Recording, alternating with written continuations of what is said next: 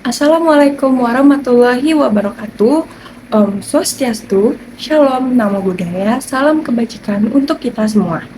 Halo, perkenalkan nama saya Naura Fatih Rahma dengan NIM 25095111141. Pada kesempatan kali ini, saya akan membahas sebuah kasus yang tentunya sudah tidak asing lagi kita dengar, yaitu rabies.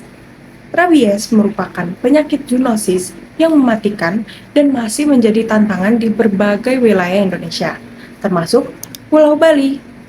Meskipun menjadi salah satu tujuan wisata dunia, Bali masih berjuang mengendalikan rabies sejak kasus pertama tahun 2008. Dalam video ini, saya akan membahas bagaimana peran dokter hewan, masyarakat, dan pemerintah dalam menghadapi rabies serta upaya menuju Bali bebas rabies. Bali memiliki populasi anjing yang sangat tinggi, termasuk anjing komunitas yang hidup bebas di lingkungan masyarakat, atau bisa disebut juga sebagai anjing liar.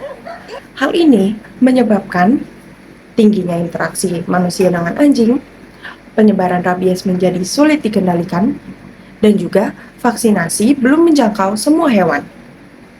Di sisi lain, masyarakat sangat menyayangi dan menghargai keberadaan anjing sebagai bagian dari budaya Bali, termasuk sebagai penjaga rumah dan simbol religius pada beberapa keluarga dan pura.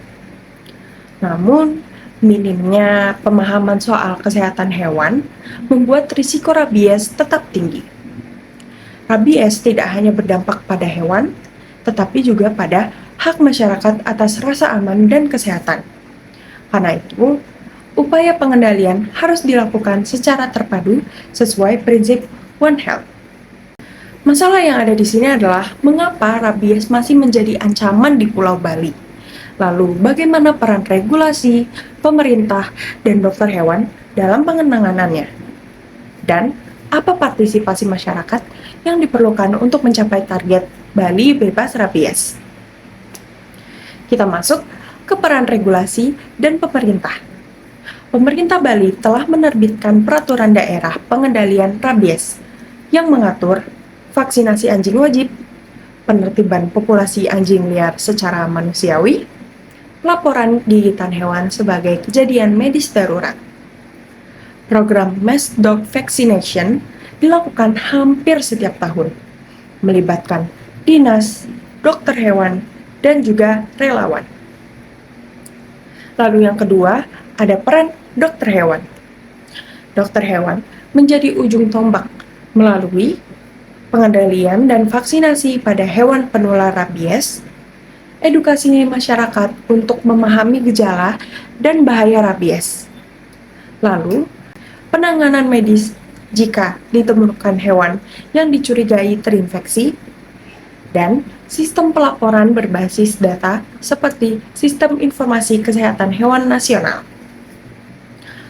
Profesional veteriner bertanggung jawab menjaga kesehatan hewan dan masyarakat sekaligus menerapkan etika kesejahteraan hewan saat menanggulangi wabah. Dan yang ketiga adalah peran masyarakat. Kesadaran masyarakat merupakan kunci keberhasilan. Peran yang bisa dilakukan antara lain adalah membawa anjing ke pos vaksinasi terdekat, tidak membiarkan anjing berkeliaran tanpa pengawasan, segera melapor jika ada kasus gigitan, dan menghindari tindakan kekerasan atau penganiayaan pada hewan. Pendekatan kemanusiaan penting untuk tetap menghormati nilai budaya lokal dan hak hewan atas kesejahteraan. Kesimpulannya adalah rabies di Bali adalah masalah bersama. Pemerintah, tenaga kesehatan hewan, dan masyarakat harus saling mendukung untuk mewujudkan Bali yang aman, sehat, dan bebas rabies. Dengan pengendalian yang tepat dan kepedulian sosial yang tinggi, pulau ini bisa menjadi contoh keberhasilan pengendalian zoonosis di Indonesia.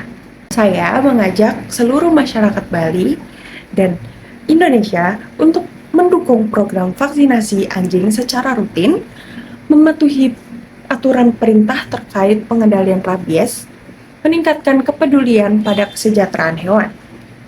Mari bersama menjaga kesehatan hewan demi kesehatan kita semua. Bali sehat, hewannya sehat, masyarakat terlindungi. Baik, terima kasih sudah memperhatikan penjelasan dari saya. Semoga bisa diterima dengan baik. Terima kasih.